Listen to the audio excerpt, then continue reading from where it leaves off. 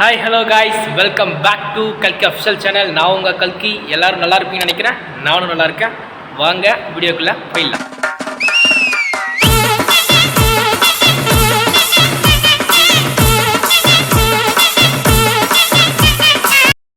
இன்றைக்கி நம்மக்கிட்ட தரமான சம்பவம், சரியான சம்பவம் மாட்டியிருக்குங்க. அப்படி என்னடா கல்கின்னு கேட்டிங்கன்னா, வேறு ஒன்றும் இல்லை. வழக்கம் போல் இன்னிலேருந்து மேட்ச் ஸ்டார்ட் ஆகுதுன்னு நினைக்கிறேன், ஐபிஎல். அதில் வந்து ஆர்சிபியை வந்து வச்சு செஞ்சுருக்காங்க. அது நான் சொல்லலை, நீங்களே பார்த்தா உங்களுக்கே தெரியும். இப்போது இன்ஸ்டாவில் எங்கே போனாலுமே அந்த வீடியோ தான் நிறைய ட்ரெண்டிங் ஆகிட்டு இருக்கு. அந்த வீடியோவில் சில கிளிப் எடுத்து வச்சுருக்கோம். அதோட ரியாக்ஷன் வீடியோ தான் நம்ம பார்க்க போகிறோம். முதல் நாள் எனக்கு ஆமாம், me and my friend marriage சாப்பிடும் போது சாப்பாட்டு மேசைன்னா மூடி நீ சாப்பிட வேலையை பார்க்குறியா?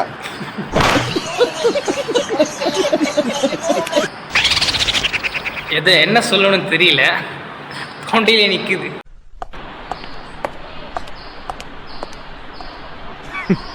Women.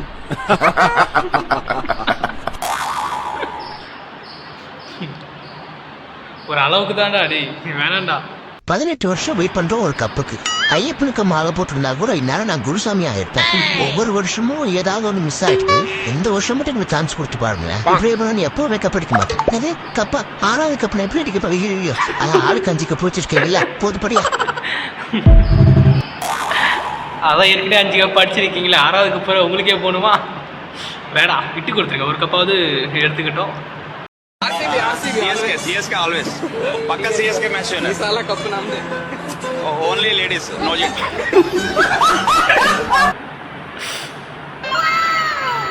Only ladies. ಈ ಸಲ ಕಪ್ ನಮ್ದೆ. ಈ ಸಲ ಕಪ್ ನಮ್ದೆ. ஆவுனா இந்த டயலாக் சொல்ல ஆரம்பிச்சாங்க. ಈ ಸಲ ಕಪ್ಪು ಲಾಲಿಪಾಪ್.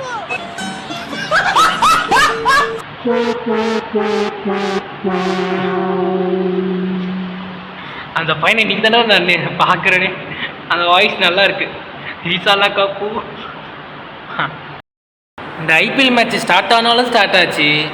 நிறைய பேர்த்தோட தூக்கத்தை கெடுத்துருச்சு, நிறைய பேர்த்தோட படிப்பு கெடுத்துருச்சு, நிறைய பேர்த்தோட பொருளாதார வாழ்வையும் கெடுத்து விட்டுச்சு.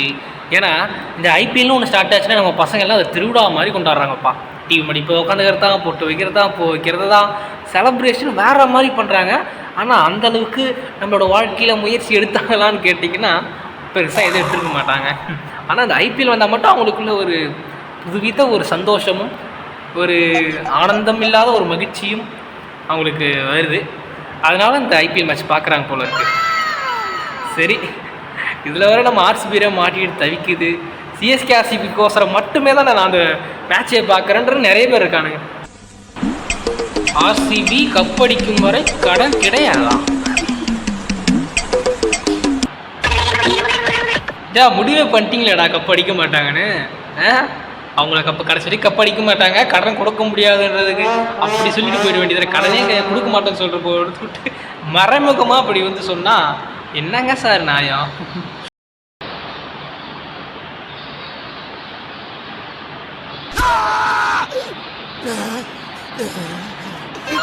புழு சட்டை நீ அடியில விட்டு கத்தி அரைஞ்சு மேல போயிருந்தா எனக்கு புத்திர பாக்கியமே போயிருக்குடா. அந்த ப்ளூ சட்டை வந்து அதில் சிங்க் ஆகுது பார்த்தீங்களா, நல்லா இருக்கு. உங்கள்கிட்ட ஒரு விஷயத்த கடைசியாக நான் சொல்லிக்க விரும்புகிறேன். என்னென்னா, நான் வந்து இப்போ ஆர்சிபியை ட்ரோல் பண்ணதெல்லாம் ஒரு ஃபன்னி வீடியோவுக்காக தான். ஆனால் என்னோடய மனசாட்சின்னு ஒன்று இருக்குல்ல, அந்த மனசாட்சி என்கிட்ட என்ன சொல்லுதுன்னா, எப்படியாவது இந்த வருஷத்தில் அவங்க வந்து ஒரு கப்பை அடித்து ஆகணுன்றது தான் என்னோடய மனசில் அப்பேற்பட்ட ஒரு வெறி. அவங்க மட்டும் சொல்கிறேன், இந்த வருஷம் அவங்க கப்பை அடிச்சிட்டாங்கன்னா உலகமே திரும்பி பார்க்குற அளவுக்கு இருக்கும். அந்த அளவுக்கு எல்லோரும் எமோஷ்னலாக கண்ணீர் விட்டு அழுதுருவாங்க. ஏன் தோனி சாரியை கூட அழுக சான்சஸ் இருக்குது. ஏன்னா அந்த அளவுக்கு அவங்களோட ஹார்ட் ஒர்க்கு எஃபெக்ட் நிறைய இருந்து இது வரைக்குமே ஒரு கப்பு கிடைக்கல, ஒரு அங்கீகாரம் கிடைக்கலன்ற போதெல்லாம் ரொம்ப கஷ்டம், பெரிய கஷ்டம். அந்த கஷ்டம்லாம் இருக்கக்கூடாதுன்னா இந்த வருஷத்தில் எல்லாருமே சிஎஸ்கே ஃபேனாக இருக்கட்டும், ஆர்சிபி ஃபேனாக இருக்கட்டும், கண்ணில் விளக்கெண்ணையை ஊற்றிக்கிட்டு மேட்சை பார்ப்பாங்க. எப்படியாவது ஆர்சிபி ஜெயிச்சிடாதா, அந்த கப்பை நாங்கள் பார்த்துட மாட்டோமா, அந்த கப்பை நாங்கள் தொட்டுற மாட்டோமா, அந்த கப்போடு நாங்கள் ஒரு ஃபோட்டோ எடுத்துட மாட்டோமா அப்படின்ற ஒரு ஆதங்கமும் கோபமும் ஒரு ஆசையும் அவங்களுக்குள்ளே இருக்குது. அது நமக்கு தெரியும், அவங்களுக்கு தெரியும். இந்த வருஷமாக எப்படியாவது ஜெயிச்சிருங்க, நான் அதான் சொல்லுவேன். ஜெயிச்சிட்டிங்கன்னா சொல்கிறேன், அது ஒரு பெரிய செலிப்ரேஷன் தான், மிகப்பெரிய செலிப்ரேஷன். ஆர்சிபி ஃபேன்ஸுக்கு மனம் புண்பட்டிருந்தால் மன்னிக்கவும். சிஎஸ்கே ஃபேன்ஸ், உங்களுக்கு ஏதாவது கஷ்டம் இருந்தாலும் உங்களுக்கு கஷ்டம் இல்லை, உங்களுக்கு சிரிப்பு தான். அதனால் நீங்க இவர் கூட என்னவா இருக்கீங்க? இவர் அப்பப்போ நான் நல்ல யோசனை வரும்போது கெடுக்கிறதுக்குன்னே இவர் பக்கத்தில் வச்சிருக்கேன். இப்படிதான் நம்ம வந்து நல்லதாக இருப்போம், நம்ம சரியாக தான் இருப்போம், நமக்கு தேவையானது எல்லாம் நம்ம பண்ணிக்கிட்டு தான் இருப்போம்.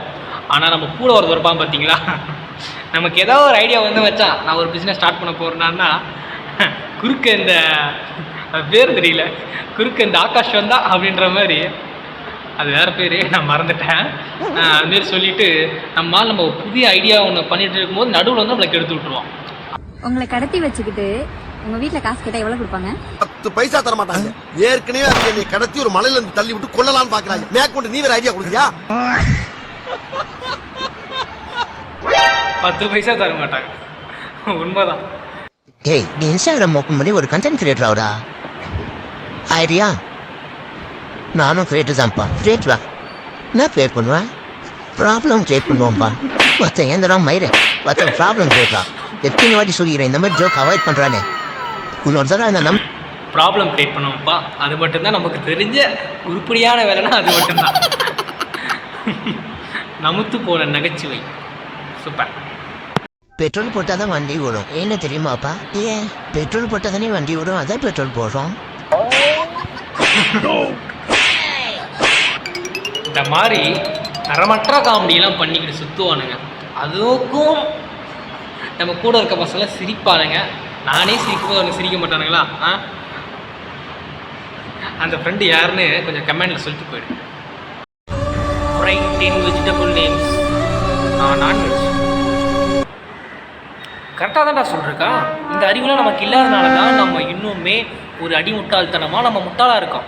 அந்த அறிவு நம்மளுக்கு அப்போவே இருந்திருந்தா நம்மளும் அந்த கொஸ்டினுக்கு ஏற்ற மாதிரி சரியான ஆன்சர் கொடுத்துருப்போம். அவங்க என்ன கேட்டிருக்காங்க, ரைட்டாக 10 காய்கறிகள் பேர் சொல்லிருக்காங்க. ஆனால் நான் காய்கறிலாம் சாப்பிட மாட்டேன், நான் நான்வெஜ் தான் சாப்பிடுவேன், என்ன தெரிஞ்சதானே நான் எழுத முடியும், கரெக்டாக தான் எழுதுறாரு. ஆனால் இதெல்லாம் மார்க் போட மாட்டாங்க. ஏன்னா பசங்க சிந்திச்சாலே இவங்களுக்கு வந்து ஒரு சிரமம். என்ன தம்பி, இன்னும் அப்படியே தான் இருக்க போல் இருக்கு. இல்லையே, கொஞ்சம் வளர்ந்துட்டேனே. ஆனா அதை சொல்ல தம்பி, உங்க வயசு பசங்களெல்லாம் நல்லா படிச்சு முடிச்சுட்டு வேலைக்கு போயிட்டு இருக்காங்க, நீங்க இன்னும் வெட்டியாவே இருக்கீங்களே, அதை தான் சொல்ல வந்தேன். உங்க வயசு உள்ள ராமசாமி குப்புசாமி எல்லாம் மண்டையா போட்டான், நீங்க இன்னும் இருக்கீங்க. நான் ஏதாவது ஃபீல் பண்ணனா? சரியான கேள்வி. அந்த மாதிரி கேள்வினா நம்மளால கேட்க முடியாது. அவ்வளோதான், சொல்லி முடிஞ்சிடும். சரி காய்ஸ், ஓகே, இந்த வீடியோ முடிஞ்சிடுச்சு. முடிஞ்சிடுச்சு. சில கிரிஞ்சி காமெடிலாம் அப்போ வரும், அதெல்லாம் பார்த்து நீங்கள் வெறுப்பாக வேண்டாம். என்னடா ரொம்ப போட்டு அறுக்கிற அப்படின்னு நீங்கள் சொல்கிறதெல்லாம் என் காதில் கேட்குது. சாரி. நெக்ஸ்ட் வீடியோவில் பார்க்கலாம். பாய்.